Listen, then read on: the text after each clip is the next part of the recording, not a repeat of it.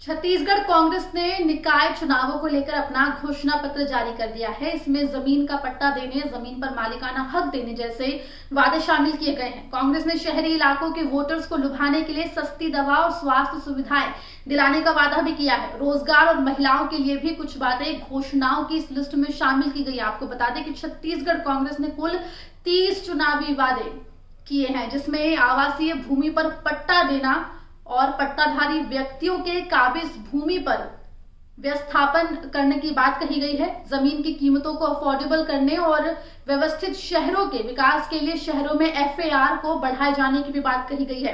वहीं सभी लोगों को राशन कार्ड उपलब्ध कराया जाएगा, ये भी शामिल किया गया है। 100% घरों में शुद्ध पानी के कनेक्शन की व्यवस्था होगी, ये घोषणा पत्र में कहा गया है। वहीं महिलाओं के लिए कहा गया है कि महिलाओं के स्वावलंबन के लिए महिला समृद्धि बाजार बनाए जाएंगे। वहीं रोजगार का भी जिक्र घोषणा पत्र में है। स्वरोजगार को बढ़ावा देने के लिए स्थानीय सामानों का विक्रय करने और महिला सशक्तिकरण के लिए सभी शहरों में C-Mart की स्थापना की जाएगी। ऐसे 30 वादे अपने घोषणा पत्र में कांग्रेस ने किए। आपको बता दें, वहीं कांग्रेस अध्यक्ष मोहन मरकाम ने कहा है कि छत्तीसगढ़ के मुख्यमंत्री भूपेश बघेल के नेतृत्व में सरकार की उपलब्धियों और नीतियों के साथ इस बार भी नगर निगम, नगर पालिका और नगर पंचायत चुनाव में कांग्रेस ही जीत हासिल करेगी। पिछले नगरीय निकाय चुनाव में छत्तीसगढ़ के माननीय भूपेश बघेल जी के नेतृत्व में कांग्रेस सरकार की उपलब्धियों, नीतियों को लेकर पिछले नगरीय निकाय चुनाव में हमने गए थे और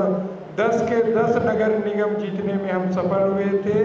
उस मिथक को भी हमने तोड़ा था जो शहरों में भारतीय जनता पार्टी का प्रभाव होता है, दबदबा होता है। इस बार भी हम जो 4 नगर निगम है और 11 नगर पालिका और नगर पंचायत है, उसमें भी हमें उम्मीद है कि हमें जीत मिलेगी और हमारे आदरणीय जो नगरीय निकाय जन घोषणा पत्र के अध्यक्ष आदरणीय मोहम्मद अकबर साहब और आदरणीय रविंद्र चौबे साहब, उनके अनुभव के हिसाब से, जिस हिसाब से जो जन नगरीय घोषणा पत्र बना है, हम जनता की अपेक्षाओं, उम्मीदों के अनुसार हमारी घोषणा पत्र बनी है और उस घोषणा पत्र को भी हमारी सरकार पूरा करेगी।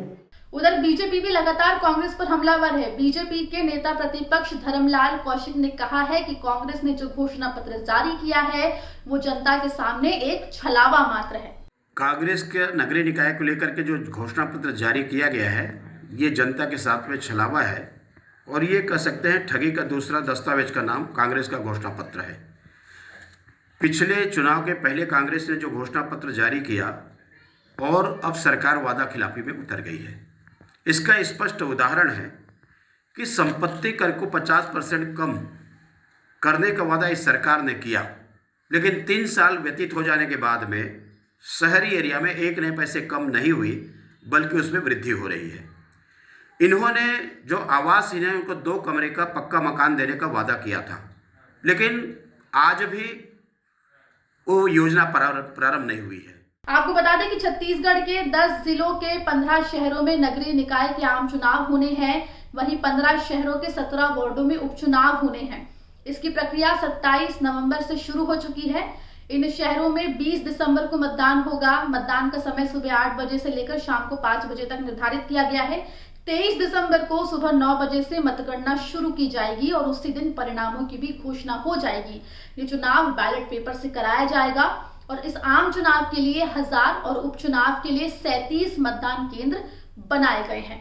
मध्य प्रदेश और छत्तीसगढ़ से जुड़ी तमाम खबरों के लिए बने रहिए MP तक के साथ।